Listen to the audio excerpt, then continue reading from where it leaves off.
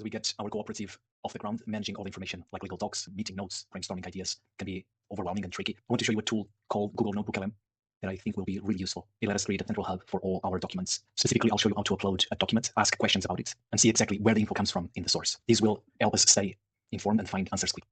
Creating a new notebook is easy. It's the usual thing. You can choose files from your hard drive, PDFs, even audio files. If you give it an audio file, it will even transcribe it for you. It's pretty powerful.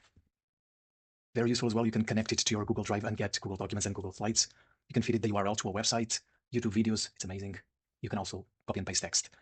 On the free version of NotebookLM, you can upload up to 50 things. For people that have Google Workspace, the paid version, that limit increases. Let's give it an example of a PDF. There it is, uploading.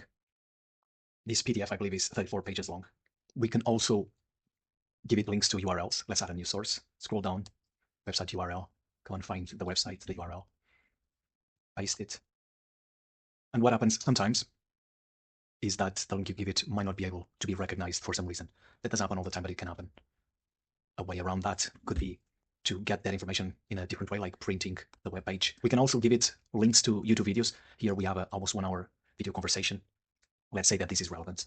Copying the link, again, adding YouTube link, paste it, and there it is. The link is there. It has access to the whole transcript, so it understands what the video is about. Already has a little summary and some of the key topics about this. I am going to remove the source that did not work. That's possible. You can also do things like renaming the source if you want something that is even a bit more obvious. When adding sources, there's this new feature as well, where you can go and discover other sources that you don't have yet.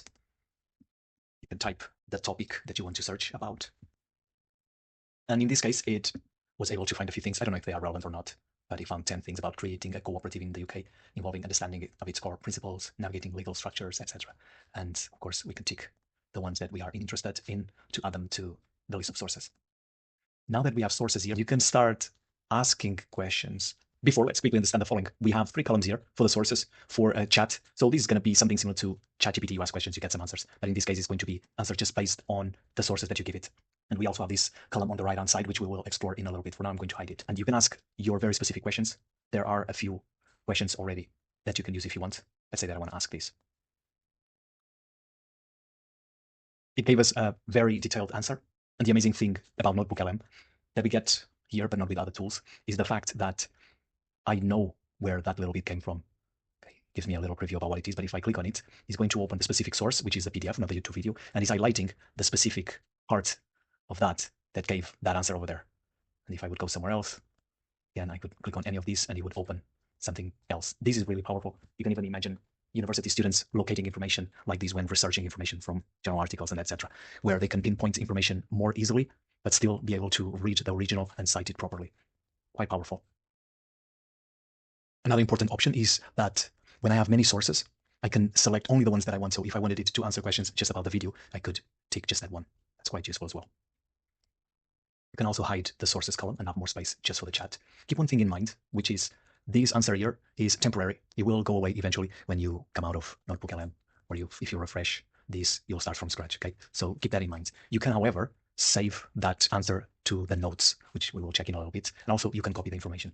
If we open the sidebar now, we have access to our notes, and our notes are going to be notes that we save from the conversation here in the middle. It's going to be notes that we add ourselves by copying and pasting or typing text over there. And also it gives us 4 options there to create a study guide, a briefing doc, timeline, which is very useful if you have dates. It's going to be quite useful for that. Frequently asked questions. It has these 4 different ways of analyzing all of the information that you gave it on the sources. And let's start with the study guide. It's generating now that note over there. While the note is being generated, I'm going to mention another thing as well, which is extremely powerful. People love this, which is you can create a podcast. They call it a deep dive conversation. There's going to be 2 hosts. This is in English. It's going to be a male and a female, and it will generate based on the original sources. Podcast, it can be 10 minutes long, 30 minutes long. It kind of depends. But it will generate this really engaging conversation with 2 hosts. They're artificial, yet they sound so human. And it's a great way of interacting with complex material. Go out for a walk and you're listening to that. It's a nice complement to the other things that NotebookLM can do. You can customize it to a certain extent by asking it to focus on a specific thing. So feel free to try that if you want. Let's hear how this sounds. Well, today we're diving into something pretty fascinating, a different way of doing business. You can even adjust the speed, download these, delete and create a different podcast if we prefer. the cooperative. Yeah, it's a model that comes up a lot, especially when people are thinking about community needs or maybe starting something themselves. Exactly. Maybe you've had that little spark, that idea for a business, or you've looked around your town and thought, hey, we really need X or Y. Or even just thought about having a good job, but maybe not working for someone in the traditional sense. Right. So how do you make that happen? Maybe without the usual bot structure. That's where co-ops come in. Now let's have a look at the study guide that we created, which is this one over here. And in this case, it creates a little quiz and answers for that, but also more information about what the sources are. Created a study guide. Very interesting. There's a new feature as well, which is you can create a mind map. I'm not going to do it now, but you can create a mind map. The audio overview, you already know, is the podcast, and you can add notes, as you've seen. So all in all, an extremely powerful tool. This free version of NotebookLM has certain limitations, even though it's very generous, but there's a limit in the amount of maps that we can do per day, and there's a limit on the amount of audio podcasts that you can generate per day. The sources, as you saw, you can upload 50 sources. It's usually enough for what a lot of us need to do. Nevertheless, there are these limitations. I haven't tried these as much, but there is the option to share this notebook with someone else, right? That could be useful as well for the co-op, but I haven't tried this very much yet.